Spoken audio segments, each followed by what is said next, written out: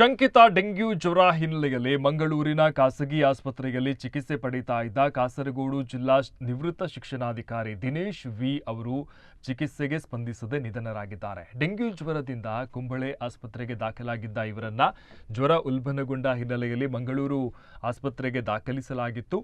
13 ದಿವಸಗಳ ಹಿಂದೆಯಷ್ಟೇ ದಿನೇಶ್ ಅವರು ಈ ಒಂದು ವೃತ್ತಿಯಿಂದ ಅವರು ನಿವೃತ್ತರಾಗಿದ್ದರು. ದಿನೇಶ್ ಅವರು ಸೇವೆಯಿಂದ ನಿವೃತ್ತರಾಗಿದ್ದರು. ದಿನೇಶ್ ಅವರು ಬಂಗ್ರ ಮಂಜೇಶ್ವರ ಶಾಲೆಯಲ್ಲಿ ಮುಖ್ಯೋಪಾಧ್ಯಾಯರಾಗಿ ಬಡ್ತಿ ಹೊಂದಿ ಸೇವೆ ಸಲ್ಲಿಸಿದರು. ಶಿಕ್ಷಣ ಇಲಾಖೆಯ ಬಿಪಿಸಿಯಾಗಿಯೂ ಭೌತಿಕ ವಿಜ್ಞಾನ ತರಬೇತಿ ಕೇಂದ್ರದ ಸಂಪನ್ಮೂಲ ವ್ಯಕ್ತಿಯಾಗಿ ಸೇವೆ ಸಲ್ಲಿಸಿದರು.